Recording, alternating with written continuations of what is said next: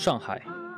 It's one of the most well-known modern metropolis in the 21st century, and it's also the financial center of the world's most powerful communist country after the post-Soviet Union. But what do you really know about Shanghai? From television? From movies? Well, that is not real. So today, let's take a trip to see the real life of Shanghai.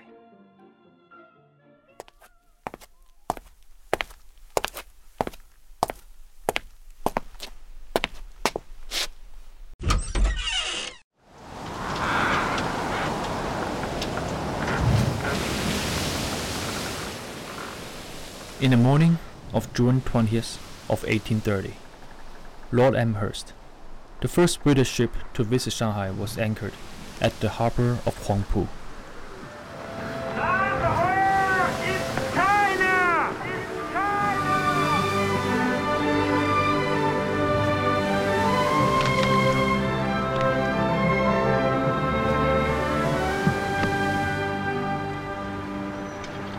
Daddy, you really going ashore? Yes. Go on, you better get changed. Thank you. The Qing government doesn't welcome young gals.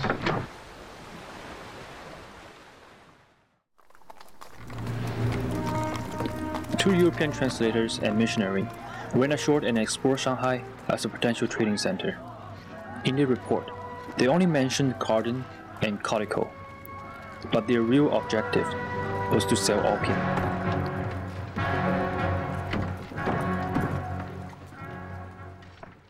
The Chinese government has finally realized that opium can have benefits, but it's too addictive to trifle with. The Chinese official Lin Zexu finally decided to ban the trading with British and burned 8 million pounds of opium. I want you to take this letter to Lord Palmerston. Tell him what's going on here.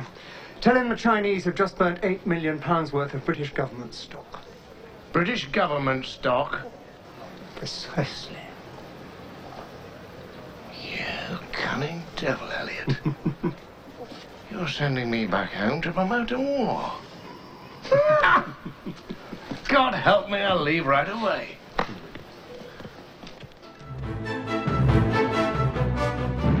Nine years later, the Opium War broke out. The military force of the Qing dynasty proved to be no match for the British. The war finally ended with the Treaty of Nanjing.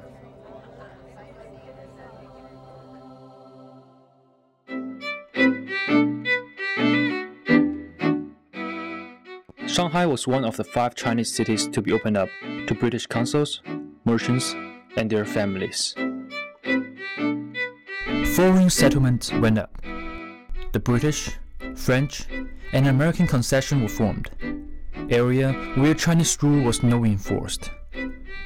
The British and the American concession finally joined together to form one large international settlement. But the French concession remained separate, and the entire area still a gentrified and fashionable district, with tree-lined-up avenue and stunning architecture.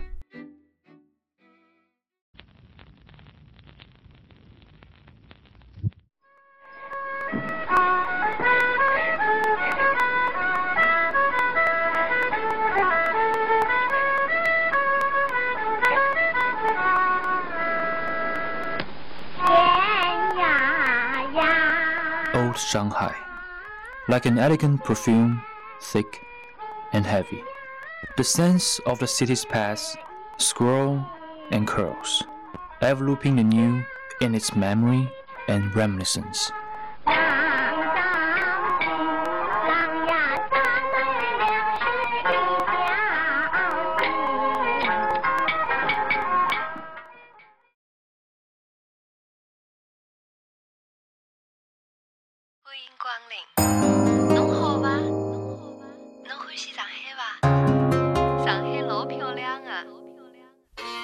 Even though Shanghai has always known as the financial center of China, it doesn't mean that it lacks in culture.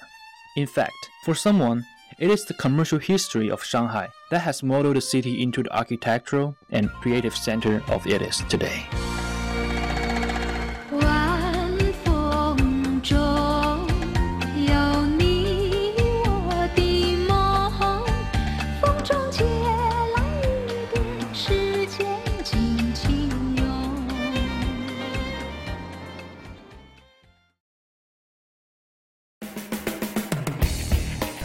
大家好，我就是传说中的周立波的本人。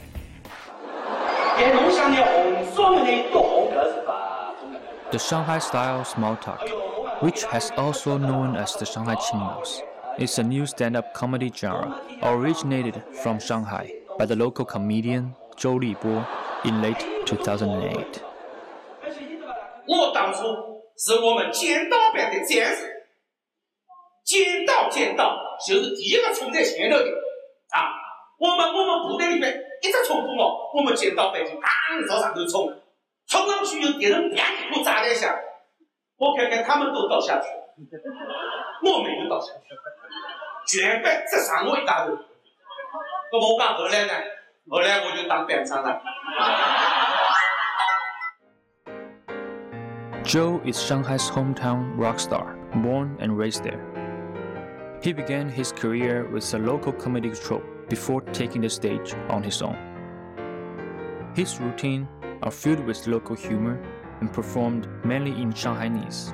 It's a local dialect with only a passing resemblance to Mandarin. Zhou frequently makes comments upon urban life, economics, and some political issues. He's willing to speak frankly on topics as varied as Shanghai's local issues and the antique of China's top leaders. 想来事体是这样的，后来呢，组织上人呢发觉情况有问题了，发觉了这个情况，哇，什么情况？那是这样的，我到剑道班一个班系，我后来当大长一个大系，我当连长一个连不让灭他，我如果再上去。 后来他们就劝我不约了啦。